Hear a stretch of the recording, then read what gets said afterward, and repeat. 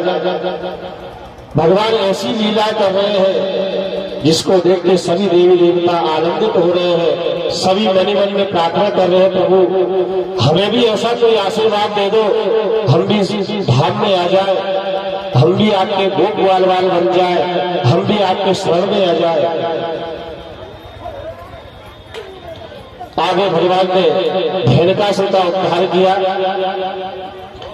सुखदेव मुनि वर्णन कर रहे हैं राजन, एक बार भगवान ताल वन में बछड़े चरा रहे थे, उसमें एक धेनुकासुर नाम का दैत्य रहता था।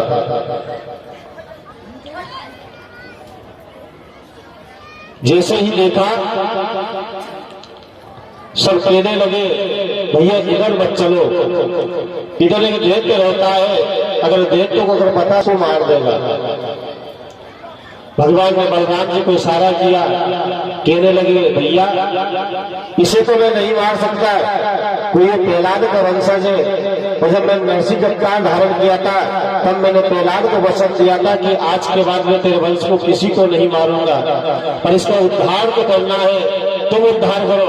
बलराम जी ने धेनुकासुर के दोनों चरण पकड़े, आकाश में घुमाया और रक्त की वमन करता हुआ गतक प्राण हुआ, भगवान ने उसका भी उद्धार कर दिया। सुखदेव मुनि वर्णन कर रहे हैं राजन, समय व्यतीत होता चला गया। एक दिन भगवान नंद बाबा के पास में गए, कहने लगे बाबा अब हमें बछड़ा चराते हुए बहुत समय हो गया, अब हम गाय चराना चाहते हैं।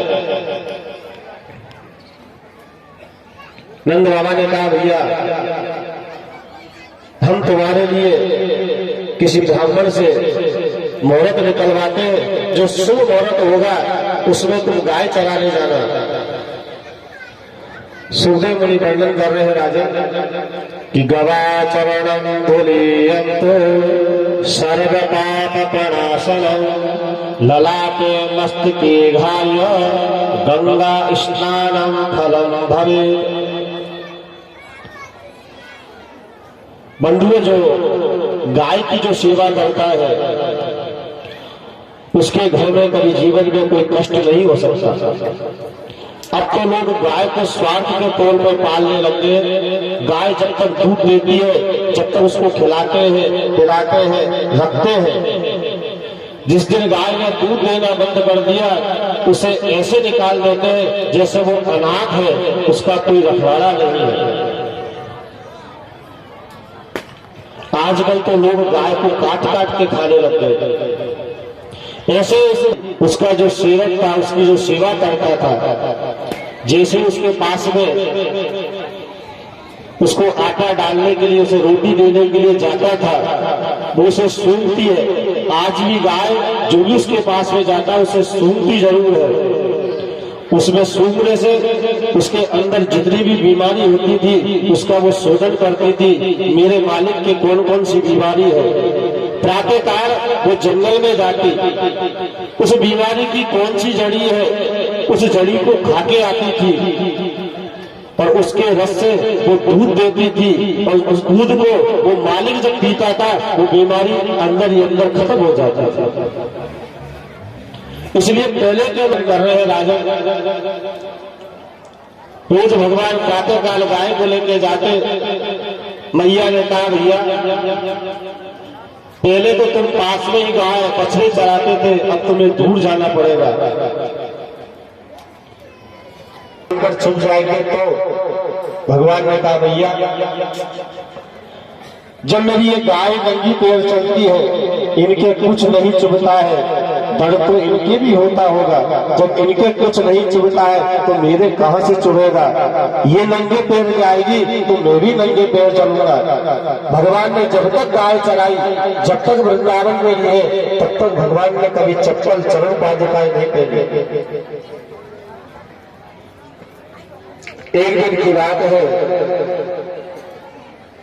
कि भगवान ने काली नदी की तरफ, ये बहुत बड़ा मैदान है, उसमें हरी हरी गाय घास है, हमारी गाय उसे चरेगी, आनंदित हो जाएगी और उस मैदान में हम खूब खेलेंगे। हमारी गाय उधर उधर नहीं जाएगी।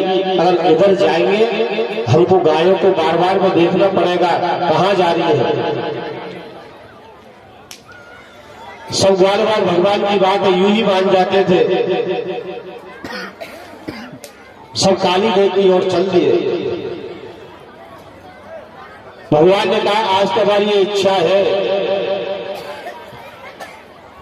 कि आज तो गेंद और बल्ले खेले जाए। गेंद बल्ले खेले। उनका मित्र है श्री राधा। उससे कहा भैया हमने देखा है तुम्हारे पास में गेंद बहुत अच्छी है।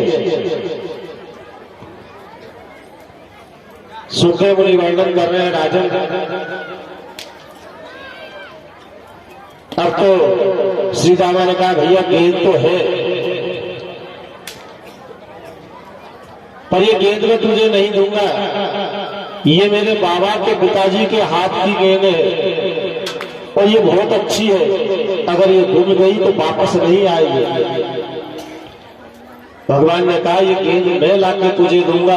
जहां भी जाएगी ऐसी ही गेंद तुझे लाके दूंगा। सुखदेव मुनि वर्णन कर रहे हैं राजन। भगवान गेंद और बल्ला खेलने लगे। चंदन का तो बल्ला बनाया और हाथ में गेंद है। भगवान गेंद फेंक रहे हैं, ग्वाल बाल उसको टोल मार रहे हैं। काली देह बना हुआ है जिसमें काली और नाग अपने परिवार के साथ में रहता है। उसका शरीर इतना विशाल काय है, उसमें इतना झेल भरा हुआ है कि उसके झेल के कारण यमुना मैया का जो काली देह का जो जल है वो बिल्कुल गर्म हो रहा है। उसके पास में बैठे बैठे खेल रहे हैं। भगवान कहने लगे आज मेरे यहाँ आने का उद्देश्य है कि काली अनाथ तुम्हारा उद्धार करना। सब ग्वाल वालों का नंबर आ गया और जैसे ही भगवान का नंबर आया, जैसे ही गेंद को फेंकी, भगवान ने एक ऐसी टोल मारी कि गेंद सीधी काली देह में जाके गिर गई। जैसी काली देह में गिरी, जिसकी वो गेंद थी वो दौड़ता हुआ आया, कन्हैया के हाथ पकड़ लिए, कहने लगा मैंने तुझसे कहा था ये मेरे घर की सबसे पुरानी गेंद है, ये कहीं घूम गई तो दोबारा नहीं आएगी। अब मेरे माता पिता मुझसे लड़ेंगे, उनसे जाके क्या कहूंगा। भगवान कहने लगे तेरी गेंद है, इसके बदले दूसरी गेंद दे दूंगा। नहीं, मैंने तो कहा था मेरी वही गेंद मुझे चाहिए और तुमने कहा था कि मैं तुझे वही गेंद ला के दूंगा। अब गेंद कहां से ला के दोगे? ये जो जल है ये तो इतना विशीला है, अगर इसके पास में अगर जाके खड़े हो गए तो आदमी मर जाता है। सब कहने लगे भैया तेरी दूसरी गेंद हम लाके दे देंगे, इससे भी अच्छी गेंद लाके दे देंगे। और वो कहने लगा नहीं, मुझे तो वही गेंद चाहिए। उसी समय भगवान दौड़ने लगे, सब ग्वाल बाल रोकने लगे, अरे भैया कहीं मत जाओ, हम दूसरी गेंद दे देंगे। मैं तुम्हारे पति से मिलने के लिए आया हूं, इन्हें जगा दो, मैं इनसे मिलना चाहता हूं। नागपत्नियां कहने लगी कितना कोमल है, कितना स्वरूपवान है तू, धन्य हो जननी, जैसे इतने वीर को जन्म दिया है। बेटा इसके ऊपर से तो पक्षी जो उड़ते हैं ना वो भी मर जाते हैं, पर तू धन्य है जो हमारे पास में तो आ गया।